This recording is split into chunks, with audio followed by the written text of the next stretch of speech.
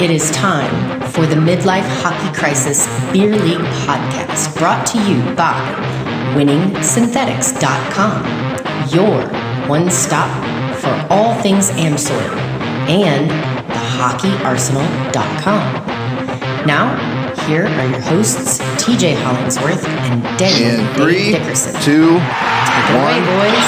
Thank you, Kelly. Good morning, good afternoon, good evening, everyone. Welcome to another exciting, action-packed, fun-filled episode of the fastest-growing beer league podcast in America. And as far as I know, the only hockey beer league podcast that I'm aware of.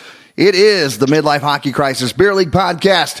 And I am your host, TJ Hollingsworth, joined, as always, by the man, the myth, the legend, the man who put one in last night. We'll talk about that later. The dangling one, Dangling Dave Dickerson. I don't know if I deserve that. What's up, everybody? What's going on, man? How are you, man? You put one in too. I put one in too. Let's not forget that. And that's going to be another show. Yeah. And we might talk about that. We have time at the end of this one. Hey, everybody. I am very excited to announce we have a brand new sponsor to the show.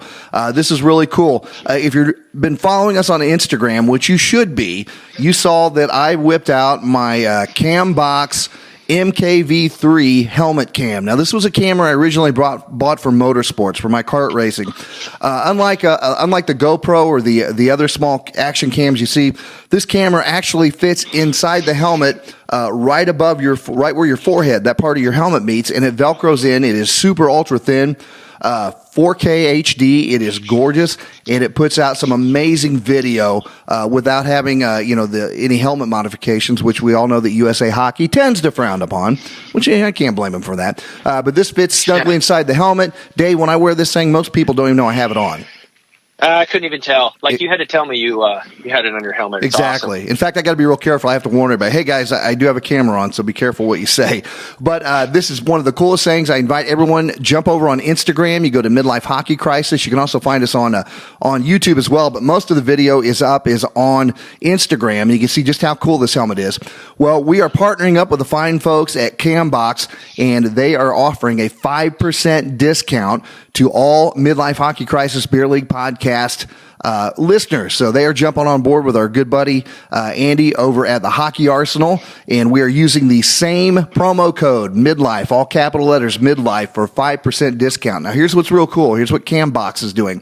Cambox is allowing you to use this discount with any other sales program they have. So anytime they run a special, anytime they run in freebies or what have you, you can still utilize this promo code and get your 5% off.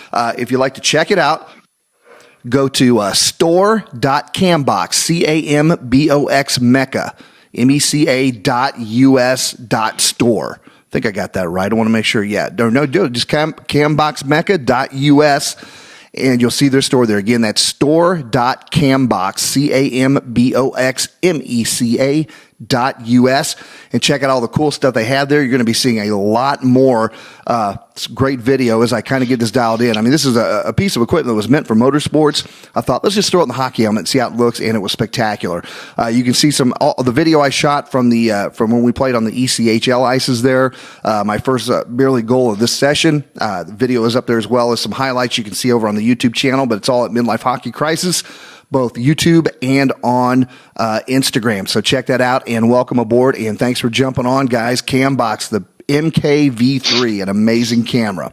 So anyway, Dave, we have got a great show lined up today. We spent every episode we've talked about what it's like playing either defense or offense, wingers, centers, or what have you. But today, we thought we'd bring you a different perspective from the rear. Joining us on the line right now, all the way from beautiful South Bend, Indiana, I believe, is the one and only Will Cross. Will, welcome to the show, buddy. Hey, guys. Thanks for having me. Excellent. Are you still up in South Bend? Well, are you still up in South Bend, Will? Yes, I am. Very good. Very good. And so, usually when kids loiter around the campus at Notre Dame, they ask them to leave, but Will's been pretty good about not staying in the same spot very long. So we appreciate you being on. Now, Will, I met you through Dave at a Stick and Puck. You are part of our traveling team, the Halifax Highlanders. And yes. I met you through Dave. So Dave, I'm going to let you kick this thing off. How did you guys meet? Bill, him and I were just talking a second ago. We both taken some shots to the head, probably him as more. I think we met at Stick and Puck or some sort of game. I mean, I want to say we met on Tinder for men, but I don't. Dude, it's been so long ago, man. I feel like Will's been a part of my life for a long time, which is wonderful. But I don't remember, man. Do you? I remember it was in the D League over at Fisher's. I know I've been bouncing for team, like filling in for goalies on the D League teams out there. And right, yeah. We started off at Fisher's. I knew love started at Fisher's. It was love in the lobby. We should have done this show on Valentine's Day. Oh yeah, you know what? Yeah, because Will got my daughter is infatuated with FedEx, and Will got her a little FedEx truck. Yeah, I remember clear as mud now. Yep, 100%, man. That's a long time ago. That was. So I've talked to Will. Man, it's been a while. I think I came up for a game or something. You let me use your garage. I left you some cash, so it was like a dirty transaction. You know what? It felt right to me. It did. It did. I didn't shower for a week after that. But man, it's good to hear your voice. And we got a tournament coming up in a couple of weeks, so I'm super pumped. I'm so excited for this. Well, hey, let's jump right into it. I want to kick this off. Will, why? Sure. When did you start playing goaltender and why? Officially, it was when I was mid-20s. Again, started after I've always wanted to play through middle school, high school, but never had the chance to. So when I got a real job, I started going to my local adult learn to play and became infatuated with the gear and the position and just started off with learn to play. So that's amazing. That's something you don't hear very often. Typically, your goaltenders are guys that either took the sport up early in life, and played through Pee Wee and all that, or had been playing up and then moved back to goaltender. So you've never played up. You never played defenseman or forward or anything. No, not on ice. I played a little bit of roller hockey in high school, but my high school growing up didn't even have a hockey team. I'm familiar with that. So cool. Well, let me ask you a question. As a brand new player, new to ice, new to the position. I mean, what were some of the big challenges you ran into? Putting on the equipment and playing that position. Mostly it was learning how to find the right equipment. I went to Play It Again Sports and bought all the wrong stuff to start with, so everything just felt uncomfortable. Right. And then you get to. But I still love to play, so I adjusted with the equipment and then gradually changed in the proper fitting stuff for what was essentially broken equipment. Then it's learning getting your body to learn the basics of getting your legs to spread out the right way, getting the right movements down. Because it's a whole different mindset. Instead of going forward, back, and turning all the time, you're shuffling left, right. Right. You're using a whole different muscle group when you're playing in the net. We always give all the other players advice, whether we're playing center and we yell at the right wing or defense yells at everybody. What would you say? Some advice you would say. Some of the new guys or even the older guys, like having a goalie perspective of the game. Mm-hmm. What are some advice? Some of your best pieces of advice to the guys that are playing up? Like, obviously, don't shield me as one. Don't screen me, bro. Yeah, don't screen me, bro. Well, yeah, I mean that's basically number one is that let your goalie see the puck if you got a shot. I mean, his best reaction comes from his sight, so if he can't see it, he can't stop it. Right. But the goalie also has a lot more padding up front than a defenseman or a forward who tries to block the shot. So it's kind of more designed to take that impact. I mean, I've seen plenty of people catch a puck right where the chest protector ends and the pants begin, and they've got this giant welt in the middle of their abs. They could have not had it if it got out of the way and let you do your job. Yeah, let me take that pack. I've got a big 6-pack of plastic and padding right there that's intended to stop it. Right, and I've seen some pucks coming at you. So, I mean, you're braver than anybody else on the ice. Dude, I do have a follow-up to that. You know what? What just pisses you off during a game? I mean, we were going to talk about some, like, what frustrates you just overall, as a goalie. Like, but what frustrates you to a game besides somebody screening you and get scored on? What other things come to mind? Really, there's not a whole lot. I mean, goalies one of the big things you learn as a goalie is you got to have quick mental loss. You're going to get beat by a lot of silly goals, a lot of pucks that went in that shouldn't have, but you're still playing a full 60-minute game. You can't just let that get in your mind and rattle you for the rest of the game. Right. But well, and kind of on that note, let me ask this question, Will, because a lot of beer leagues are like the ones Dave and I play in. We'll play on a team with the same guys, but the goaltenders kind of rotate in and out, and they're not assigned to a team. In fact, the way the league we play in set up, you have each goaltender for the same amount of time for a game, a period and a half. So you don't have anyone that you're latched onto. How difficult is that from a goaltender's perspective to be not having the same group of guys to where you're not learning tendencies, you guys aren't learning to work together? I mean, how difficult does that make the job? It's a little difficult. You get. Right now. I'm playing on a draft team where I've got the same guys, right. 9 in.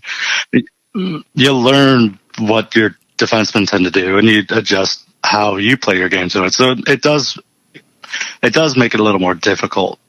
How important is communication back there between you and the defenseman and the center that's going to be spending some time near you? Oh, it's very important. If you've got you want to make sure your defenseman knows that what your intentions are, so you don't slide and bump into him. Right. And you don't want to mess. If you plan on giving up a rebound to your defenseman, you don't want to give it up the wrong way and give it to the wrong person. There's a lot of quick conversations you got to have on the ice. You got to let them know where you're at, where you want them to be at, and vice versa. You want to work together for the same common goal. Give me some kind of pointers, and how do you communicate with your defense? Your couple of defensemen, your center, your wingers that are way too deep. How do you communicate with that? It's usually like a 1 or 2 word conversation. Like with the defenseman, I'll say, watch backdoor, which means if I'm on the left post, watch my right post for if there's a pass or if a deflection coming through that I can't react fast enough to. Right. Or if we're behind the boards, I'll be asking where, or which way. I can see behind me, but only to a certain degree. So I want to see where that puck is coming out. And if there's, say, a centerman or a forward out front waiting for a pass that, I have to be ready and react to, I'm looking for what possible outcomes other than the first initial shot. Right. And we need to be there. And that's another thing, man, that, I've noticed the goalie takes a lot. During sitting in the stands at games, playing in a game, sitting on the bench, the goalie takes the brunt of everything, and it's 100% not a goalie. So these are folks that are out there wanting to play goalie. It's everybody's fault that when we get scored on, and it's everybody's win when we score. So Will, you got to take a lot on your shoulders for some of the crap that we pull up front. You're paying for it in the back end.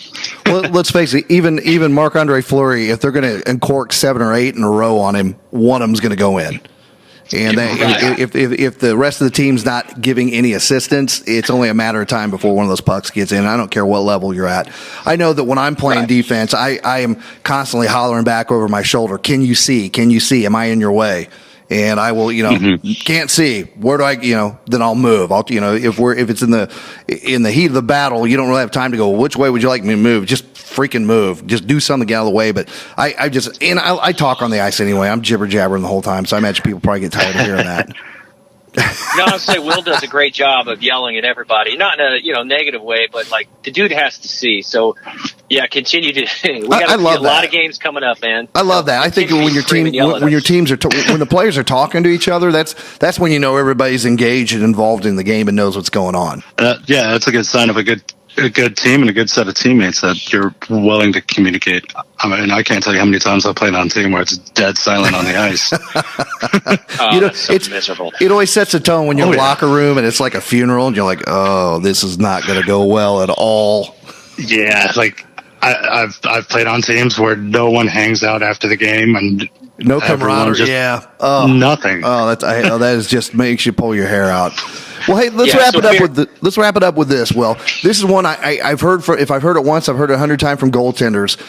There's a right way and a wrong way to warm up your goaltender in pregame warm-ups. So, bring me your take. What is the most effective way for the boys and gals on the team to warm up you as a goaltender? Most of the time, the goaltender will direct what he wants. Like if he's waving his glove hand back, like waving, saying hi, that means he wants to warm up that glove hand. He wants to, get some shots to that side.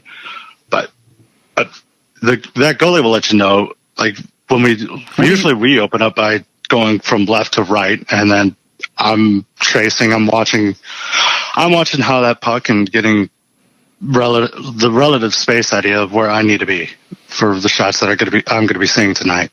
How important is judging the speed of the ice that particular night in warm-ups as well? It plays a big it plays a big part in it. If I've seen slow ice and I've overreacted to it many times, I can't tell you how many times I've seen a shot and slid all the way to the boards before that puck even comes in a crease. And then it just looks so foolish, and then you're like, what am I doing out here?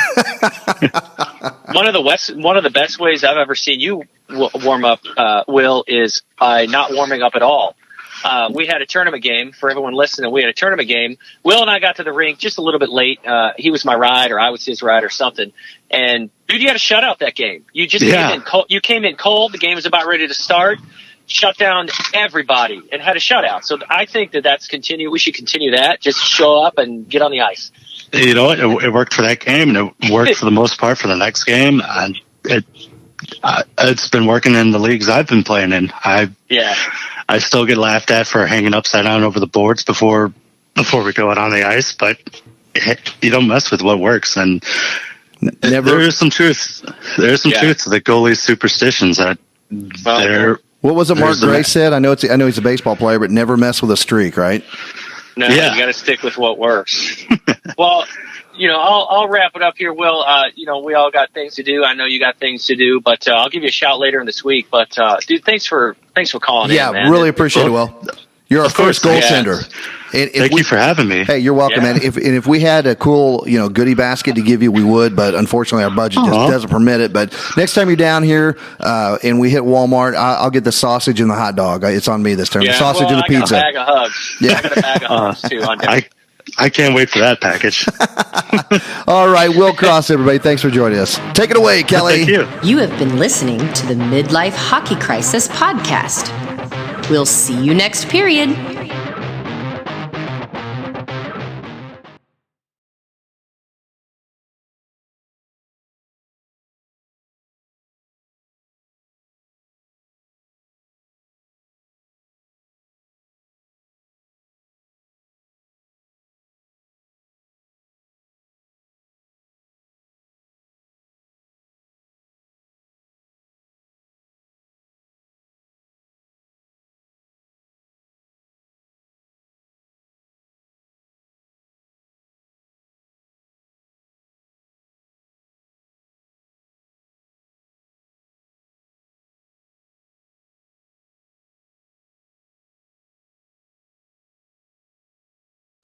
In 3